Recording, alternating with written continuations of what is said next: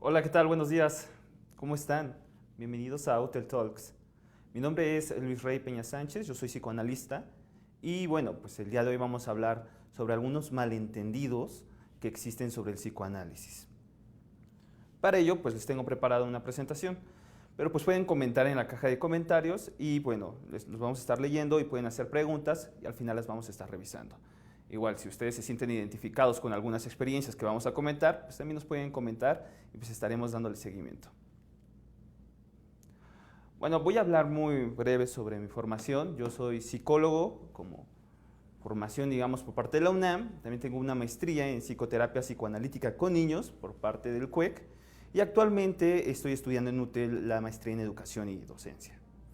Pero vamos a ver por qué es importante también checar esta parte de la formación del psicoanalista, porque hay varios malentendidos en torno a esto. Me gustaría empezar con esta frase que dice, ser psicoanalista es saber que todas las historias terminan hablando de amor.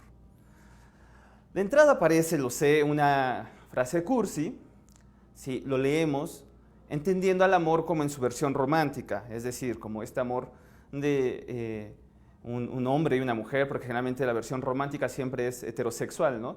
Y no, cuando Julia Kristeva nos habla de este amor, nos habla de un amor más como una posición ética con el otro, ¿no? Valga que esto es un pleonasmo, porque si estoy hablando de ética ya viene implícito el otro. ¿Por qué todas las historias tienen que ver con el amor? Bueno, porque para estar vivos tuvo que haber algo de amor que nos convocara a la vida. Es decir, independientemente de si fuimos deseados o no fuimos deseados, pues bueno, alguien, un padre, una madre, un abuelo, un hermano mayor, alguien nos dio una mirada, precisamente una mirada amorosa, que nos convocó a vivir. Por eso, cuando eres analista y escuchas una historia, te das cuenta que en el trasfondo todas las historias tienen que ver con ese amor, con el amor como una posición ética de cuidado al otro. Por eso Julio Kristeva nos dice que ser psicoanalista es saber que todas esas historias hablan de eso. Claro, cada una de esas historias tiene su singularidad y eso es precisamente lo que el analista tiene que estar con apertura para escuchar. Pero vamos a empezar a definir. No quisiera que esto se tornara como una clase, sino más bien como una charla en donde ustedes pudieran hacer pues esas preguntas que a veces no nos atrevemos a hacer porque pues se nos hacen un poco pues hasta tontas o hasta obvias, pero que realmente a veces las preguntas más ingenuas son las que esconden mayor profundidad. Entonces, de entrada, ¿qué es el psicoanálisis? Ok. Ustedes pregúntenle a las personas que estudian psicoanálisis qué es el psicoanálisis y seguro van a encontrar una reacción de, bueno, es algo complejo, es algo difícil de explicar, y es que lo es. Pero, pues bueno, vamos a tratar de dar una definición y pues qué mejor que el mismo Freud nos lo diga. Eso que ven en su pantalla es un fragmento pues de la letra de Freud, es escritura de Freud, y precisamente nos viene a definir de una manera muy didáctica qué es el psicoanálisis. Cuando Freud escribe esto, lo escribe en 1922, y bueno, ahí todavía faltaban muchas investigaciones y mucho trabajo que se ha hecho actualmente. Pero vamos a partir de ahí. Freud dice, y lo voy a leer tal cual, sé que va a ser un poco tedioso, pero vale la pena detenernos en algunos puntos. Vamos a ver.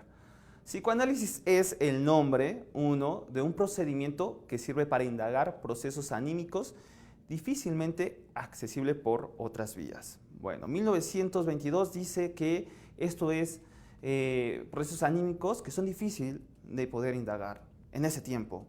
Yo me pregunto si hoy, en el 2019, aún es difícil de encontrar esos procesos y sí, todavía se sostiene esto. Es decir, aún no existe otro método para poder indagar sobre esos procesos anímicos. Es cierto que hay avances en las neurociencias, es cierto que la psicología también ha avanzado mucho, pero hasta el momento ninguna de esas disciplinas, de esas ciencias, han podido hablar sobre lo que habló Freud, que es el inconsciente. Bueno, número 2, vemos que también es un método de tratamiento de perturbaciones neuróticas fundado en esa indagación. Okay. No solamente entonces es un procedimiento para indagar, sino también es un método de tratamiento. En este punto es donde ubicamos que el psicoanálisis es también una terapéutica, o como dicen los psicoanalistas, es una clínica. Y lo dicen diferente porque tienen razón de decirlo, pensando que la terapia apunta hacia curar, es decir, hoy existen muchas terapias, aromaterapia, musicoterapia, no sé, equinoterapia, y cada una va enfocada en un aspecto específico. El psicoanálisis se desmarca porque precisamente no apunta a curar como lo harían esas terapias. Ahorita vamos a ver a qué apunta entonces. Y 3, es una serie de intelecciones psicológicas ganadas por ese camino, que poco a poco se han ido coligando o uniendo a una nueva disciplina científica. Entonces acá Freud ya menciona la parte de la ciencia. Podemos nosotros esquematizar esta definición pensando que en el punto número 1 Freud nos está hablando de un método de investigación, en el punto número 2 de una práctica clínica y en el punto número 3 de una teoría. ¿Qué es el psicoanálisis? Es un método de investigación, una práctica clínica y una teoría del inconsciente. Ok. Hasta acá ya más o menos podemos tener una idea de qué es el psicoanálisis. Si no te ha quedado muy clara esta definición, puedes comentar y pues les damos seguimiento. Pero ahorita te va a quedar más claro cuando hablemos de lo que no es el psicoanálisis. Muy bien. A partir de esos 3 ejes, nosotros vemos que se derivan otros conceptos, que de igual manera cada concepto puede dedicar, o más bien le podríamos dedicar todo un seminario para trabajarlo, pero no lo vamos a hacer así, vamos a decir más o menos a qué se refieren. Por el lado del método de investigación, lo que Freud nos va a decir es que su objeto de estudio es el inconsciente. Okay. El inconsciente, yo he visto comentarios en algunos videos en YouTube, varios comentan diciendo que Freud no fue el primero en mencionar el inconsciente, que ya había varios teóricos o filósofos que habían hablado de él. Y sí es cierto, pero lo que se le puede atribuir a Freud es que al trabajar el inconsciente, como él lo trabaja, es decir, como un lugar en donde se aloja lo reprimido, eso nadie lo había dicho. Y no solamente habló del inconsciente, sino que hasta construyó un método para estudiarlo. Y eso nadie lo había dicho. Habían hablado del subconsciente, que luego por ahí luego se dice, es que Freud habla del subconsciente. No, la traducción correcta sería inconsciente. Subconsciente me hace pensar como algo que está debajo de la conciencia. El inconsciente como lugar, digamos, pensándolo como un tópico, no se puede ubicar en ningún lugar del cerebro, y de la mente solamente se podría pensar como en relación o en una dinámica con los otros tópicos. En este caso, el preconsciente y consciente. Pero ahorita vamos a hablar de eso también. Por la parte de la clínica, pues se empiezan a aparecer 2 figuras, el psicoanalista y el paciente. Se le llama paciente porque Freud es médico, bueno, era médico, y pues al trabajar con sus pacientes, pues viene de toda esa tradición médica. Hoy en día se le puede llamar analizante. Es importante cómo se nombra a la persona que estás escuchando, porque a partir de cómo se está nombrando, pues tú puedes tener una concepción, una ontología de esa persona. Es decir, no es lo mismo que yo te llame cliente, porque si yo te llamo cliente, mi mirada para contigo sería como una relación de comercio. No es lo mismo que te llame paciente, o que te llame enfermo, o que te llame analizante, o que te llame aprendiz. Si te das cuenta, la forma en cómo estamos nombrando al otro precisamente nos va a delimitar un campo epistemológico también de cómo estamos construyendo el conocimiento, pero también ontológico, cómo estamos pensando el ser que estamos escuchando.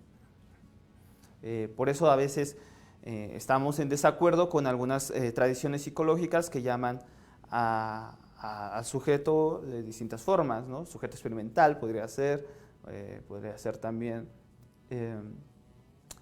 aprendiz, ¿no? Si yo te menciono como aprendiz, entonces significa que yo tengo el saber y yo sería el maestro, ¿no? Por eso es importante. Bueno, paciente se le sigue llamando, es cierto.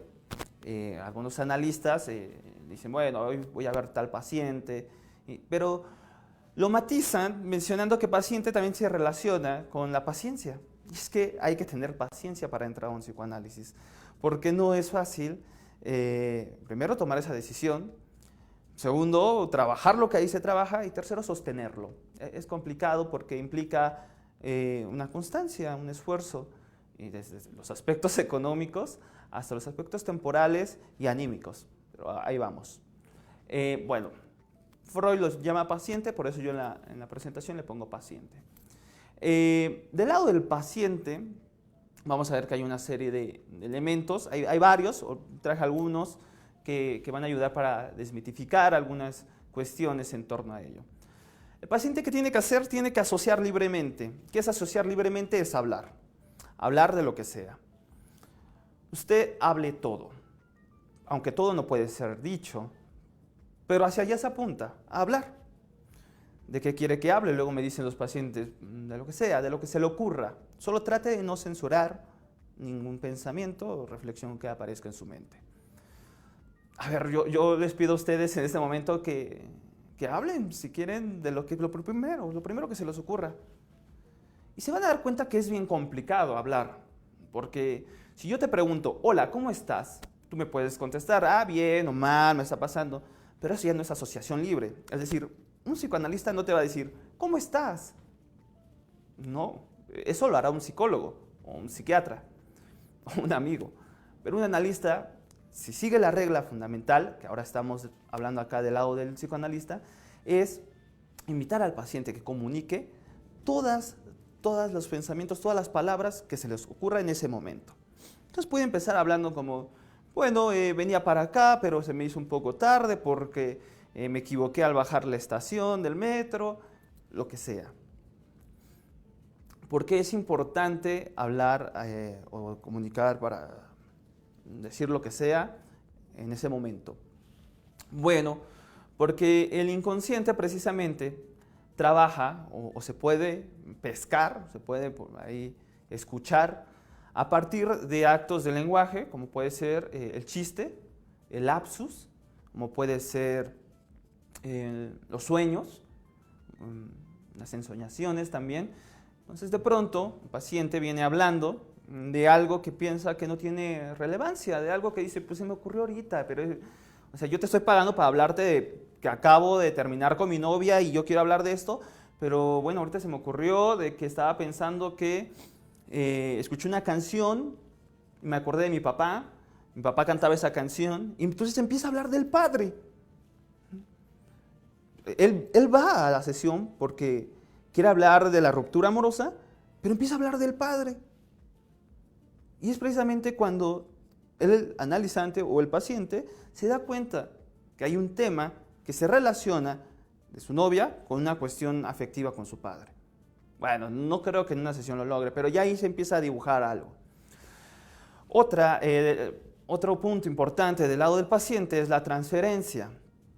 ¿Qué es la transferencia en el psicoanálisis? Bueno, digámoslo así, en términos muy breves y corriendo el riesgo de minimizar o reducir el concepto, pero es la repetición de situaciones del pasado en el momento actual. Es transferir a la figura del analista cualidades que no tiene o afectos que yo no he trabajado y entonces los transfiero al analista. Por ejemplo, puede ser que yo llegue con el analista y diga, mira, es muy culto, es muy sabio, es muy elegante, es muy guapo, es muy atento. Y entonces después con las sesiones diga, es un patán, es un desconsiderado, ni me escucha. Y me doy cuenta que justamente ese es el conflicto que tengo yo con mi padre o con mi madre, ¿no? Que puede ser como un momento de idealización que después pues termina cayendo. Pero eso se repite, eso en un momento el paciente no lo sabe, sino lo va repitiendo. Entonces al analista juega un lugar, y quién sabe qué lugar juegue, porque el analizante o el paciente es el que lo deposita afectos para que ocupe ese lugar. Es decir, un analista puede ser la mamá, puede ser el padre, o incluso puede ser como la estupidez, la tontería. Ahorita me acordé de un caso donde precisamente un niño, y ahorita vamos a hablar también de los niños, el analista o la analista es la tontería, le llamaba. Es decir, el niño, esta cuestión de la tontería, la deposita en el analista y ahora el niño va a jugar con la tontería, que es jugar con la analista. Que a su vez era un niño muy maltratado porque era violentado verbalmente y le decían que era tonto, que era baboso. Y entonces una forma de empezar a trabajar el niño estas cuestiones era transfiriendo algunas cualidades que él creía que era o que escuchaba de los otros al analista, ¿no? Es por un ejemplo. Otro ejemplo puede ser, iba yo, algo muy reciente, iba yo acompañando a la paciente a recepción y se da cuenta que ya llevamos un rato trabajando y hace el comentario, ¿no? De ya van a ser 9 meses y ya, ya casi llegamos, ¿no? ¿Y a qué vino ese comentario, no? 9 meses que asocian ustedes. 9 meses es un embarazo, ¿no? Ahí parecía que había un tema que no se había hablado en sesión y el comentario lo reveló, pues. Eso es algo interesante en el analista, que todo lo que hacemos o decimos con el analista, fíjense, con el analista, es interpretable. Ahorita también vamos a desmitificar algunas cosas de eso. Bueno, sigamos acá. El psicoanalista tiene la función de la abstinencia, es decir, el analista se abstiene a curar. A ver, eso puede sonar raro en estos tiempos en donde estamos llenos de terapias que nos prometen sanarnos, nos prometen curarnos, crecer como personas. El psicoanálisis es muy crítico y subversivo ante ciertos discursos que están en lo social y que prometen felicidades espontáneas o eternas, pero que son falsas. Por eso un analista se abstiene a curar al paciente en el sentido de callarlo. ¿Por qué? Porque si un paciente va a análisis, no va porque quiera ser más inteligente o porque quiera crecer como persona, va porque algo lo angustia, va porque algo le es insoportable y quiere hablar de eso y no encuentra ya consolación. Y quizás ya pasó por algunos psiquiatras, psicólogos, quizás ya pasó por algunos chamanes y no ha encontrado ahí respuestas y quiere respuestas. Entonces va con un analista y el síntoma que lo hace hablar, el analista no va a darle recomendaciones de cómo callarse, porque ese síntoma lo está moviendo de lugar, de zona de confort, si lo quieren llamar así, y lo está haciendo cuestionarse su propia existencia. Entonces, si uno ofrece como curas rápidas, serían como placebos, y no serviría. Yo creo que eso estaría más del lado del charlatán, que sería darte algunas pastillas mágicas y prometerte que eso se va a curar. Y vía la sugestión efectivamente puede suceder, pero al rato retorna, no tendría sentido. Por eso la ética del psicoanalista es abstenerse a caer en esas tentaciones. Otra cualidad de abstinencia es, se abstiene a dar satisfacciones inmediatas. Un analista no puede satisfacer de manera inmediata al paciente porque le impide la capacidad de simbolizar. Vamos a poner un ejemplo de esto. Una paciente me dice que el diván le parece incómodo, que si puede traer de su casa una almohada. Fíjense ustedes. Para un psicólogo quizás pueda estar, pues, sí, si quiere, o compra la almohada del psicólogo, ¿no? y la pone para que se sienta más cómoda su cliente.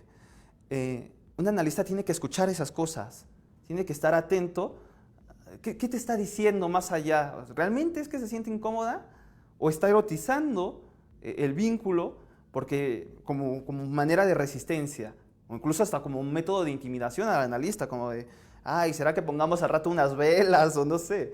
El analista tiene que estar escuchando esas cosas y, por supuesto, hacer algunos señalamientos, si cabe el señalamiento, ¿no? Por eso, la ética del analista es abstenerse.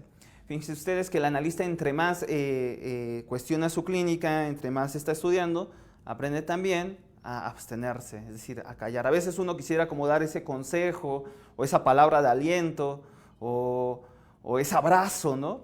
a la persona que la ves doliente, pero vaya, el trabajo del analista no es consolar. Eso lo puede hacer mejor un amigo, tu pareja, quizás tu familia.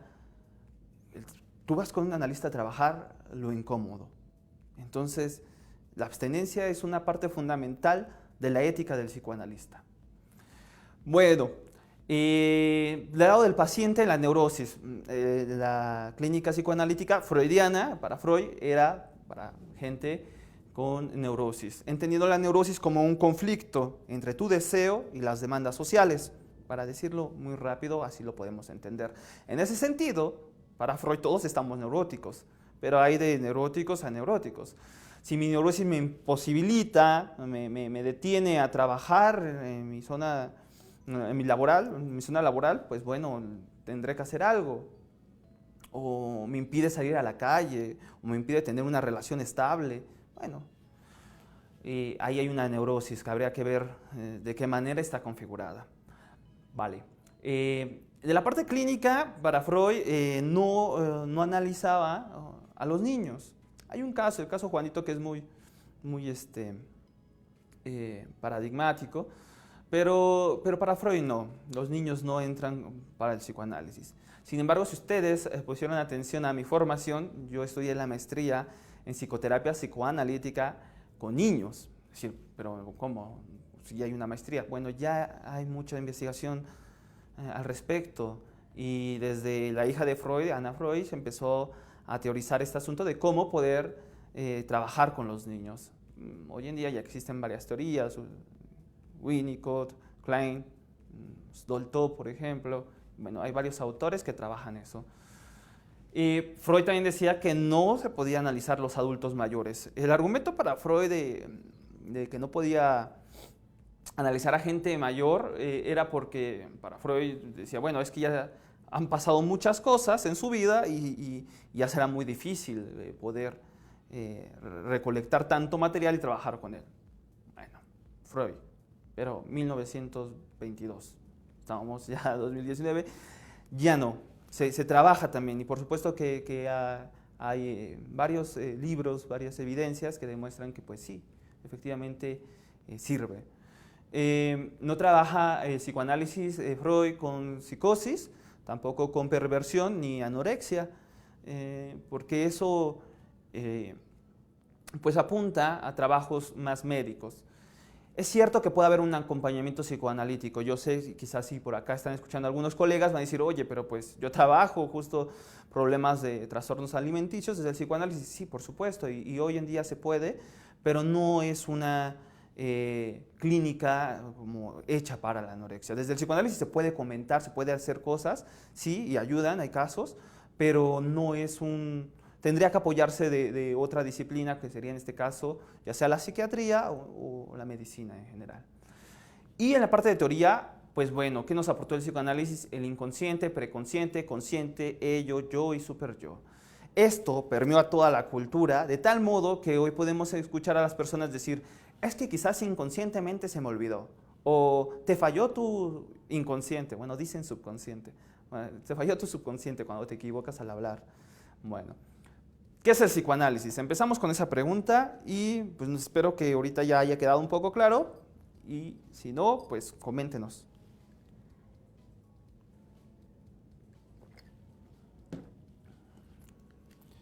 Muy bien, pues bueno, vamos a pasar con algunos malentendidos, del psicoanálisis. Ahí, por ejemplo, quería ponerle esta parte de mitos del psicoanálisis, pero me pareció que la palabra mito, no sé, la asocio más con cuestiones que no son como mentiras, sino que tienen que ver más con la mitología, como relatos. Entonces, malentendidos. El primero es que psicología, psiquiatría y psicoanálisis son lo mismo. No, ya dijimos que eso es falso. Vamos a entender cuáles son las diferencias, incluso desde la formación se puede entender cómo hay una diferencia. Para psicología tú estudias una licenciatura. Puede ser en línea, como en el caso de Hotel, o puede ser de manera presencial. Tiene una duración, dependiendo, puede ser de 3 años, 4 años y medio más o menos, son lo que dura una licenciatura en psicología. La psicología tiene muchas ramas, a su vez puede ser psicología educativa, psicología laboral, psicología del deporte, psicología clínica, que sería como la más parecida a este ámbito que estamos trabajando. Dentro de la psicología clínica hay corrientes, está la Gestalt, está el conductismo, está el cognitivo-conductual, está el humanismo, hay corrientes. En las licenciaturas de psicología, al psicoanálisis lo meten como si fuera una corriente más, como si fuera esta Gestalt, humanismo, conductismo, sociocultural, no sé. Y viene el psicoanálisis como y psicoanálisis. Sin embargo, los psicoanalistas han estado escribiendo al respecto si realmente se puede considerar como parte de la misma categoría cuando el marco epistemológico es totalmente diferente a lo de las otras psicologías. Entonces, algunos psicoanalistas prefieren que no se considera el psicoanálisis como una de las psicologías. ¿Por qué? Porque ninguna de estas psicologías abordan el objeto de estudio del psicoanálisis. ¿Cuál dijimos que era el objeto de estudio del psicoanálisis? El inconsciente. Pues podrán decir, bueno, profe, pero puede ser que la Gestalt aborde cuestiones inconscientes. Sí, pero se lo tomó prestado el concepto al psicoanálisis. Entonces, el psicoanálisis no es una psicología. Vamos a ver entonces qué es. El psicólogo entonces al momento de egresar su licenciatura, si quiere ejercer clínicamente, tiene que tener un posgrado, tiene que ser ya sea un diplomado o una maestría en el área que quiere atender.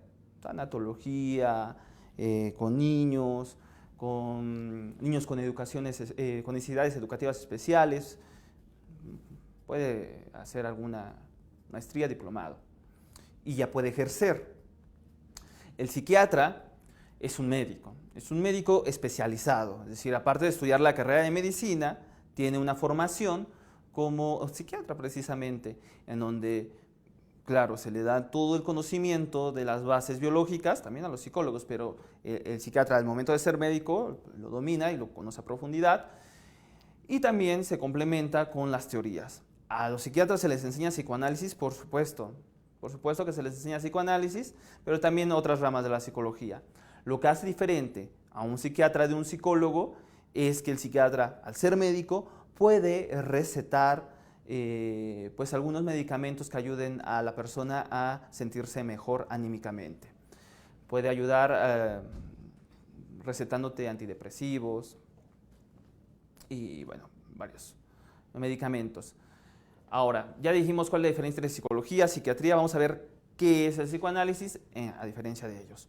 Bueno, un psicoanalista como tal generalmente es un licenciado en psicología, pero no necesariamente. Es decir, ¿qué pasa si de pronto un abogado empieza a interesarse sobre este asunto? ¿Podría ser psicoanalista? Sí, podría ser psicoanalista si cumple con los 3 criterios que hasta el momento son como los válidos para poderse nombrar psicoanalista a alguien. Y eso es todo un tema de debate también, pero ahorita lo checamos. 1. Tiene que tener una formación teórica. Es decir, no basta con que digas, yo soy psicoanalista y ya. No, tienes que tener una formación teórica y mínimo haber leído a Freud. Y hoy en día ya existen más autores, entonces es una persona que tiene que estar en constante lectura de estos autores. Ahorita nada más vamos a mencionar a Freud y bueno, la formación teórica. Después, tiene que haber pasado por su análisis personal, es decir, haber acudido con otro psicoanalista y trabajar sus asuntos. De entrada, ¿por qué desea ser psicoanalista? ¿No? Y 3, tener un supervisor, alguien que con más experiencia, que revise los casos, que le ayude a, no le va a enseñar, pero va a ser como una escucha más experimentada que va a permitir que el analista novato, al momento de estar hablando sobre algún caso, puede escucharse también y escuchar cómo está escuchando. Eso es súper interesante. ¿Se dan cuenta? Hay diferencias. Entonces, un psicólogo, porque salió de psicología, ¿ya es psicoanalista? No, tendría que hacer esto, ¿no?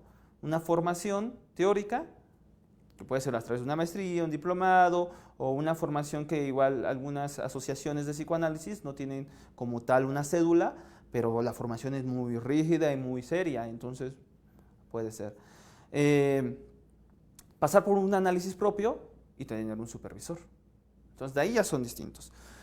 Entonces llegan las personas, y las personas no saben de esto. Las personas, si yo me siento mal, yo me siento angustiado, yo quiero parar esto y no sé si ir con el psicólogo, el psiquiatra o con el psicoanalista. Bueno, el compromiso ético de los 3 profesionistas es realizar entrevistas.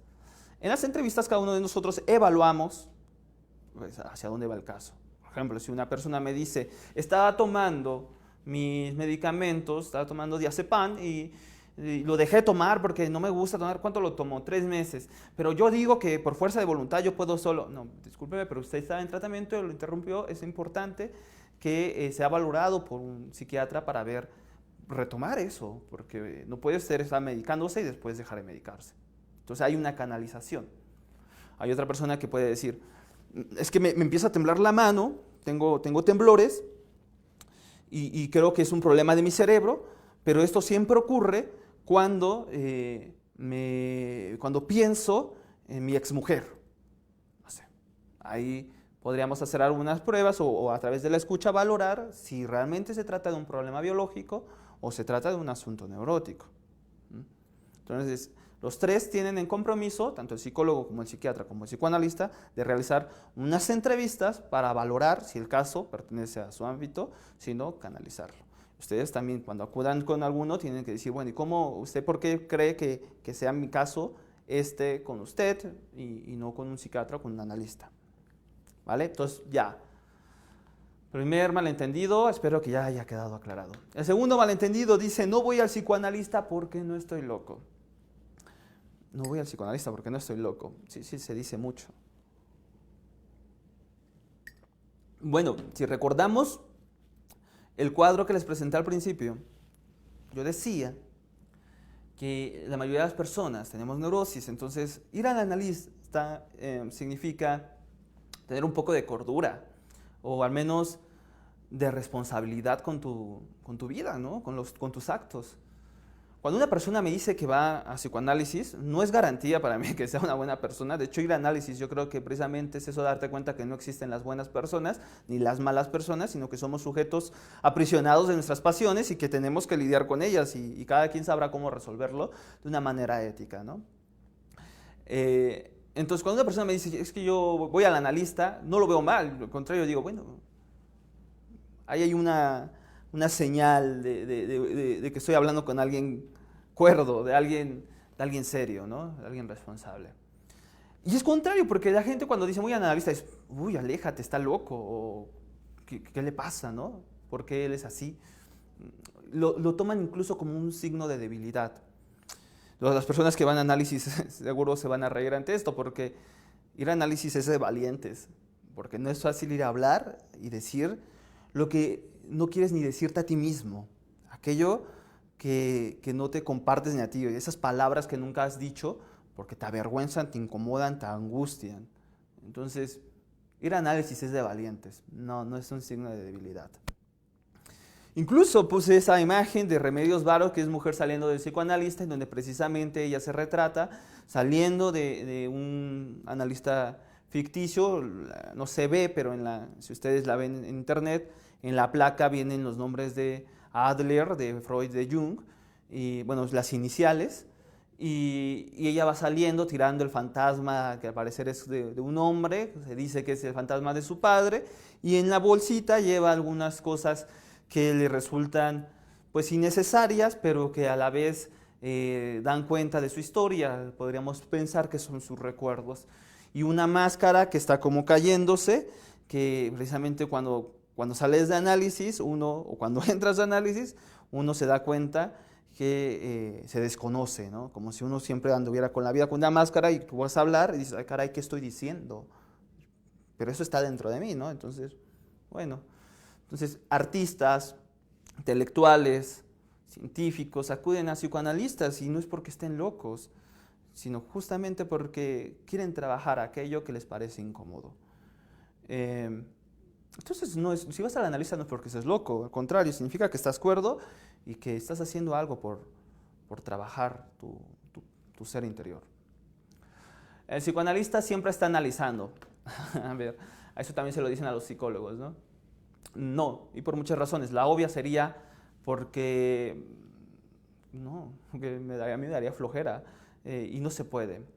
Aunque quisiera, no se puede. Vamos a ver por qué no se puede. En primera, porque cuando tú vas y alguien se presenta y te dice, no sé, hola, soy abogado, no le vas a decir, ya me estás buscando un litigio. Pues no, sería absurdo, ¿no? Soy contador. Bueno, ¿cómo están mis finanzas, no? No. ¿Por qué? Porque ese profesionista para realizar ese trabajo necesita de un espacio y de herramientas. Lo mismo un analista. Un analista solamente puede trabajar en el consultorio, en el sentido, y ni siquiera es como que yo analice al paciente, sino que es un trabajo que vía la transferencia se está produciendo por el encuentro de la figura del analista y del analizante. Es decir, esa construcción del consultorio tiene un encuadre, tiene tiempos específicos, tiene motivos, tiene la regla de abstinencia, de asociación libre. Todo eso va a formar un análisis. Si no está eso, entonces no hay análisis. La regla de abstinencia es también que el analista se abstenga de tener interacciones sociales con sus pacientes. Es decir, algunos pacientes me han invitado a sus bodas, a sus cumpleaños, por un café. No. ¿Por qué no? Porque la regla de abstinencia es precisamente esto. Nuestro trabajo se produce y el efecto del inconsciente se produce porque justo ocupa un lugar de abstinencia en este encuadre. Si yo me salgo del encuadre, pues ya estamos haciendo otra cosa, más cercana quizá a la psicología, al análisis no. Entonces un psicoanalista no te puede estar analizando. Hay algunas personas, por ejemplo, esto lo veo muchos con mis estudiantes de psicología, que dicen, cuando están aprendiendo psicoanálisis, de pronto ya se sienten psicoanalistas, y un familiar en su casa se equivoca y dice un lapsus, ¿no? Entonces dice, en lugar de multiplicar panes, dice multiplicar falos, no sé. Entonces ahí el estudiante de psicología, tuvo un lapsus, el inconsciente.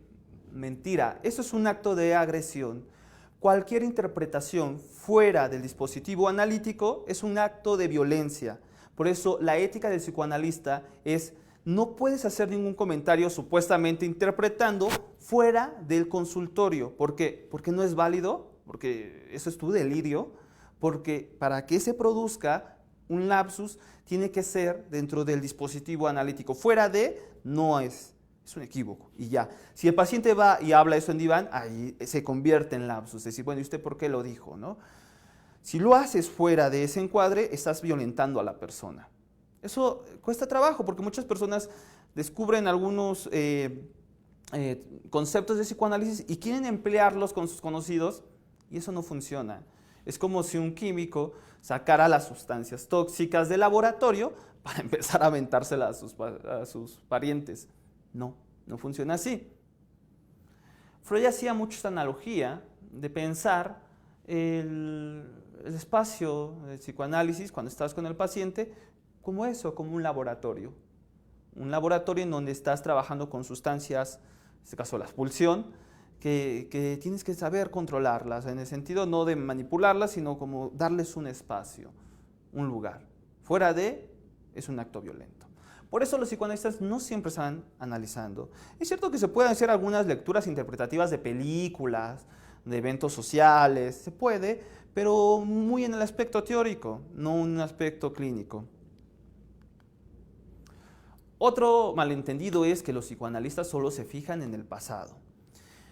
Y aquí vamos a empezar a preguntarnos qué es el pasado, porque el pasado no ha pasado. Si nosotros entendemos, como nos lo enseñaron en primaria, que el tiempo es así, de que está el pasado, el presente y el futuro después, es una visión del tiempo que nos dijeron y que todavía vivimos así.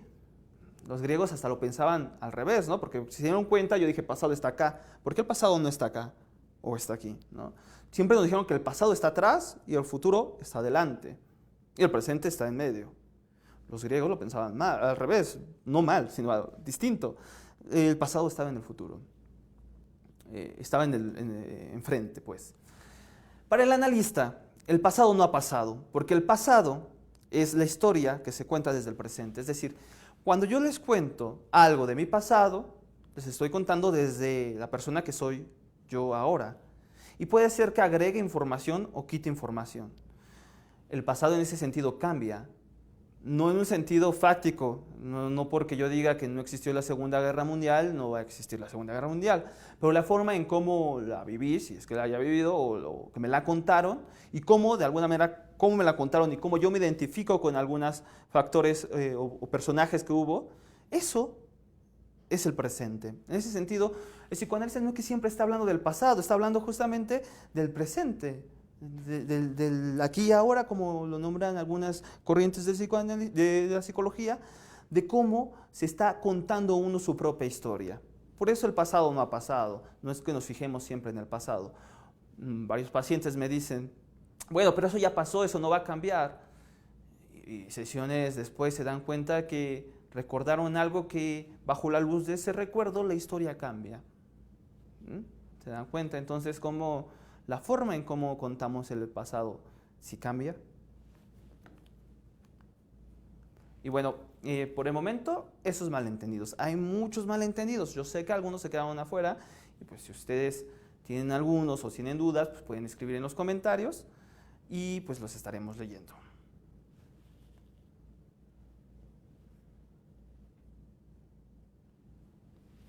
Y bueno, voy a estar revisando aquí el celular para ver si hay algunas preguntas. Si alguien quiere comentar algo, quiere preguntar, pues adelante.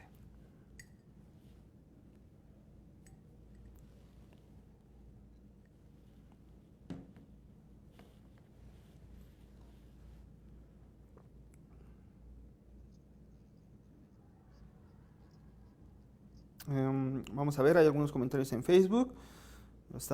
Me los mandaron acá al celular, vamos a leerlos.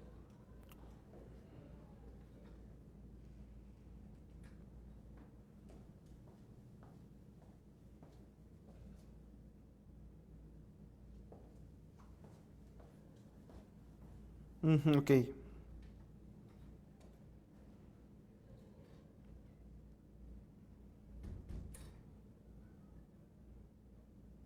Ok, viene acá y está bueno, este comentario lo voy a leer.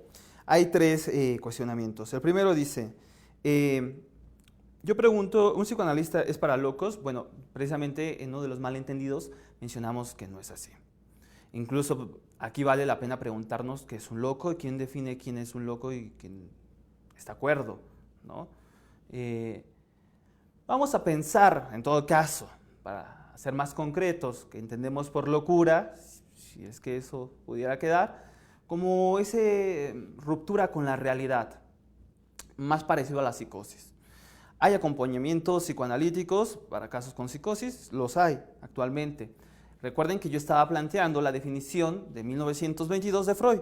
Entonces, en ese momento aún no se planteaba. Hoy en día hay acompañamientos, pero tienen que estar apoyados con otros profesionales de la salud. Pueden ser trabajadores sociales, especializados en esa área, pueden ser también enfermeros, médicos, psiquiatras.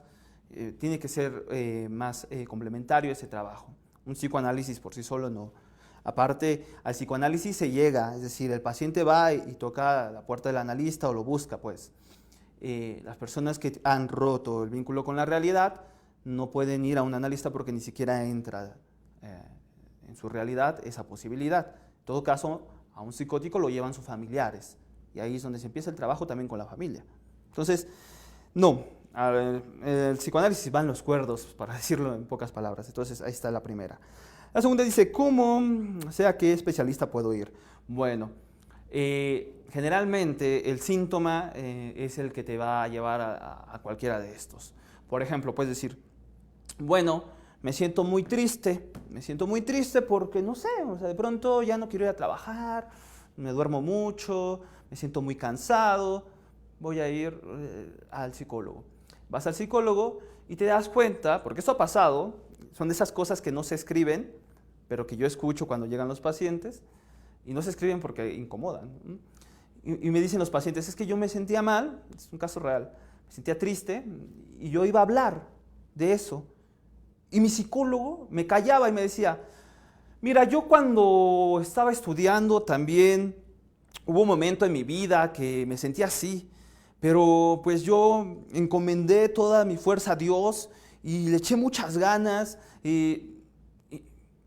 Bueno, yo no sé, yo creo que eso te lo puede decir un amigo o alguien más. Si estás pagándole a un profesional no es como para decir cómo salió él de la tristeza.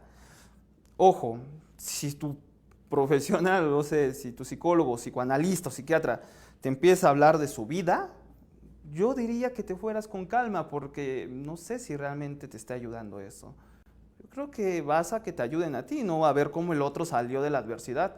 Y esto es muy seguido. O también apenas el lunes un paciente acudió al consultorio en donde estoy y me dice, oh, bueno, es distinto este lugar, hay recepción, está tu título, puedo ver tus documentos y me siento en confianza. Digo, ¿pero por qué lo comentas? Bueno, porque ya había intentado ir con otro psicoanalista y me dijo, muy bien, si quieres nos podemos ver en un café, dime qué cafetería te queda cerca y yo voy. Y platicamos. si ustedes pusieron atención a la charla de hoy, yo decía que eso no se puede hacer por ética, porque hay una serie de elementos teóricos y técnicos que posibilitan el trabajar con el paciente. Entonces, no sé, yo pongo en duda ese tipo de prácticas. Entonces, ¿cómo puedes saber con cuál acudir? Tú acude con, si es un síntoma físico, acude con el médico general y el médico general está capacitado para poderte canalizar. Te va a decir, mira, usted vaya con un psicólogo. Y el psicólogo te va a realizar otra evaluación y puede decir, mira, ya vimos, es cierto que hay algunos elementos, pero quizás necesitas un trabajo de un analista o de un psiquiatra. Por eso. Otro dice, este me gusta, el 3, porque me gusta que no estén de acuerdo con lo que digo. Dice, no estoy de acuerdo con el planteamiento que realiza. Si soy pedagoga, no considero que tenga las bases suficientes para ser psicoanalista y un curso diplomado o maestría no me van a dar lo indispensable para hacerlo. Me parece que el psicoanálisis solo es parte del área de la medicina, psiquiatría o en su caso psicólogo con más preparación académica. No es posible poner en las manos de cualquier persona nuestra salud mental. Eso es genial y yo estoy de acuerdo contigo. Puedes ser pedagoga, pero recuerda, tienes que haber pasado para ser analista por 3 elementos, tu propio análisis. Y en tu propio análisis vas a ver que ahí puede ser que digas, no, esto del psicoanálisis no es lo mío. Cuando digo tu propio análisis, ¿cuánto dura un análisis? Eso pudo haber sido un mito también, lo pudimos haber trabajado. Porque hay personas que te dicen que duran 10, 15 años y otras que duran un año. Bueno, un análisis no tiene como tal una fecha. No te puedo decir a los 5 años. Es como si yo te mencionara, ¿a los cuántos años tú ya que puedes saber realmente lo que es la vida? Pues no sé, ¿no? O sea, sigo viviendo. Bueno, pero sí tiene un fin un análisis. Sí termina un análisis. Eso cada quien lo descubre en su propio análisis. Más o menos, para que se den una idea, no puede durar un año. Jung, que dejó de ser psicoanalista, pero era muy cercano a Freud, de los primeros psicoanalistas, llegó a ser presidente de la Asociación Psicoanalítica, decía, y yo estoy de acuerdo con eso, decía, bueno, por lo menos 2 años, y más o menos uno va empezando su análisis. 2 años de acudir con el analista y más o menos. Para que se den una idea. Así de afuera, cuando yo lo escuché, dije, no, pues estás loco, 2 años estar pagando. Pero cuando haces un trabajo de análisis te das cuenta que lo valioso no es salir de un análisis, sino cómo ocupas ese lugar para pensar la vida de otra manera y tus relaciones con los demás. Yo, en mi propio análisis, es un lugar que yo valoro mucho y que pudiera decir que me gusta asistir, pero la verdad es que es difícil, porque cuando vas a análisis se trabajan cosas serias. Entonces uno de pronto dice, ay, sí, ya mejor no voy y mejor eso me lo ahorro. Y si no voy, ya estoy bien, aparte yo estudio sobre esto. No, uno tiene que ir a su propio análisis. Y es curioso porque las personas que critican a Freud son personas que nunca han acudido a un psicoanálisis o tuvieron malas experiencias como este que lo citó en un café. Entonces, en este caso, la persona que dice que es pedagoga lo puede hacer en el sentido de que tenga una formación que implica esto. Ahora, hablamos ahorita de Freud, pero la cosa se pone más compleja cuando empezamos a hablar de Lacan. Fíjense ustedes, para Freud había puesto criterios y también los post-freudianos para decir lo mismo que estás mencionando en tu comentario, es decir, no cualquiera va a ser analista, tiene que ser médico, psiquiatra, tu formación de psicoanalista, tienes que acudir al psicoanalista 4 veces a la semana, pero solamente con los psicoanalistas que ya pasaron por todo esto y ya. ¿Sabes cuántos años tenían los psicoanalistas? Pues ya era persona muy mayor, persona ya muy cansada, que estudió mucho y evidentemente invirtió mucho. ¿Y cuánto cobraba? Pues mucho. No funcionaba. O se pervertía la práctica. ¿Por qué? Porque pues eran amigos, eran muy pocos, eran amigos y se pasaban cosas. No. Cuando Lacan viene precisamente a romper ese tipo de dinámicas con algo que él llamó el pase, implica una forma diferente de abrir posibilidad de ser analítica ética. Pero tienes razón, también abrió una puerta para los charlatanes. Por eso yo les compartí en esta charla los conceptos teóricos. Cuando salgan de esos conceptos, ustedes sospechen. Es decir, si te dice subconsciente, pues ya, pues dices, bueno, se ve que no leyó ni a Freud. Si te dice que te va a ver en tu café o que va a tu casa, cuando tú puedes caminar, ¿no? Y puedes acudir, pues también sospecha de que realmente sea un analista.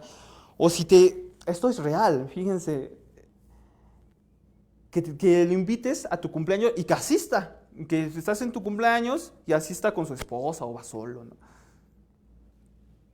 No sé.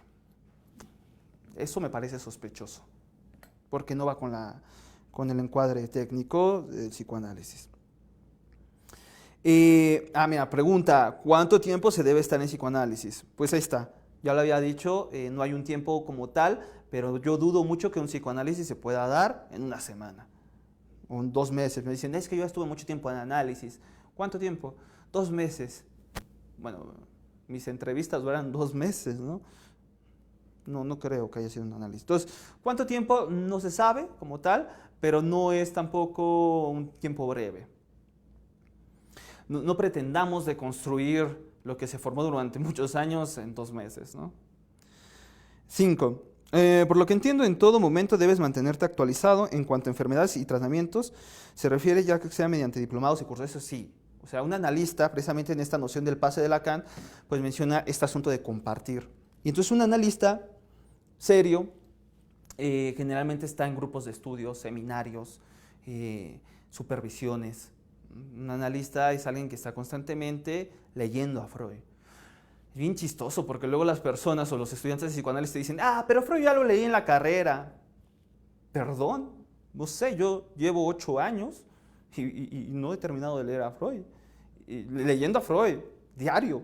Y es porque no se hace una lectura de pasar los ojos, sino que tienes que pensar que está el momento histórico, tienes que pensar la vigencia de algunos conceptos para poder hablar de eso.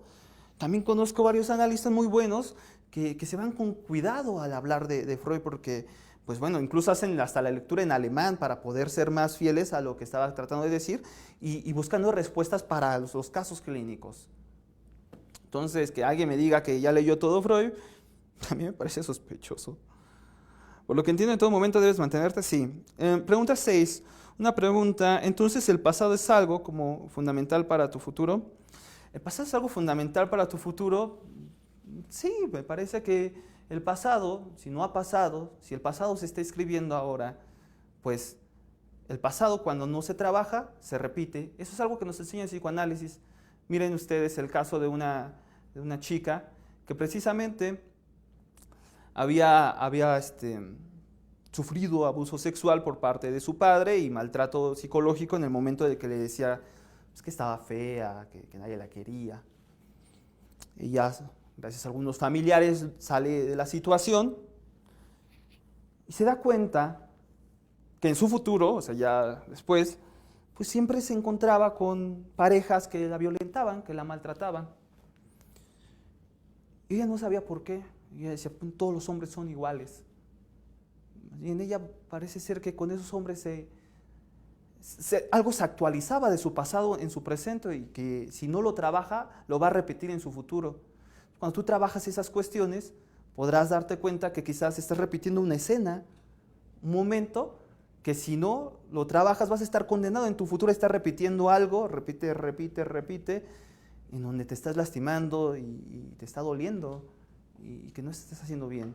Entonces, cuando tú dices, si el pasado es fundamental para tu futuro, yo diría, sí, lo es, porque el pasado no ha pasado, porque el pasado se actualiza ahora. Es decir, porque yo estoy acá hablando con ustedes, ¿no? Porque no estoy haciendo otra cosa. Seguro algo de mi historia tiene que ver con esto, con la cámara, con el ser mirado, con el mirar. Algo allí de mi historia está formando esto. Y si yo lo analizo, podré ver que lo puedo potenciar para algo que me agrada, como estar aquí con ustedes, o pueden ser situaciones que me desagradan y que no quisiera repetir. Entonces, sí, el pasado sí es fundamental para poder escribir un futuro. 7. Acabo de concluir la licenciatura en psicología. Para poder continuar con mi formación, debo tener una maestría en psicología de la salud, psicología clínica, o cuál sería el máster a tomar para poder tener un buen enfoque en psicoanálisis. Bueno, estudiar una maestría o un posgrado especializado en psicoanálisis. Ahora, eso no es garantía, como un comentario lo puso por acá. Estudiar psicoanálisis no te hace psicoanalista. ¿Qué te hace psicoanalista? Repito, ve análisis. Ve análisis y ve por qué quieres ser psicoanalista. ¿Y dónde puedes encontrar un buen analista? Generalmente por recomendaciones. Porque puedes encontrar también en la agenda, en guía, y ir a las entrevistas y tú también estar como viendo si cumple estos conceptos que te mencioné. Dices, bueno, me da confianza, vamos, un análisis. Y tener un supervisor, eso sería. Y sí, definitivamente tu formación. Hay formaciones, yo les decía, que no son como tal institucionalizadas en el sentido de que te den un papel, pero que tienen hasta más seriedad de las que te dan. Yo conozco psicoanalistas porque en México, para ser nombrado psicoanalista, tienes que haber estudiado en la Asociación Mexicana de Psicoanálisis. Es la única. Sin embargo, la CAM precisamente viene a decirnos, ¿por qué esperamos de una institución que nos diga, tú eres psicoanalista, cuando el psicoanálisis precisamente subvierte el poder que las instituciones hacen que defina al sujeto y que entren dentro de la neurosis?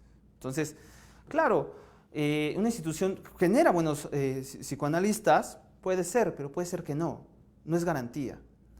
Yo creo que esa pregunta de cómo poder tener una buena formación en psicoanálisis es una pregunta que todo buen analista siempre se hace a diario.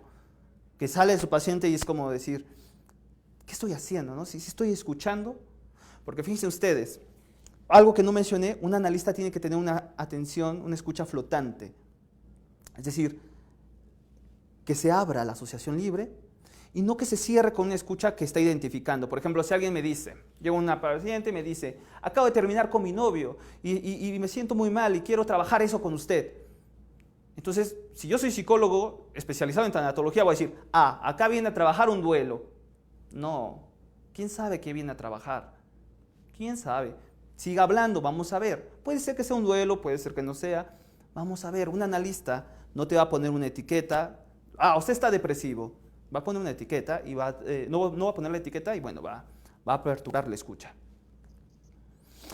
Pues bueno, vamos a leer la última pregunta. Yo sé que eso genera más preguntas y eso me gusta. No, ya esa era la última, acabo de concluir la licenciatura. Pues bueno, por mi parte sería todo. Yo sé que esto va a generar mucha polémica. En parte mi intención era hacerlo, porque esa es otra cosa del psicoanálisis inherente, que es incómodo, es subversivo, es polémico. Hoy en día todavía las personas se incomodan a hablar de psicoanálisis. Y es porque quizás el psicoanálisis apunta a eso, ¿no? A hablar de lo que nos es inconfesable y molesto. Y nos rompe la certeza, porque yo les podría hablar de la felicidad, de la salud mental, de cómo ser mejores personas, pero el psicoanálisis descubrió que eso no existe, que eso era un cuento que nos vendió el capitalismo para seguir generando sujetos pues enajenados, ¿no? El psicoanálisis viene a cuestionar esa certeza y decir, sí, y dime por qué siguiendo tus 5 pasos voy a olvidar a mi exnovio, voy a tener una mejor capacidad intelectual. No. El psicoanálisis sabe que somos sujetos sujetados a nuestro inconsciente y también inmersos en la cultura. Y algo tendremos que hacer con eso. Entonces, yo les invito a que continúen viendo estas transmisiones y que comenten, pues, qué preguntas les genera todo esto. Por mi parte sería todo. Les agradezco mucho que hayan estado aquí. Hasta luego.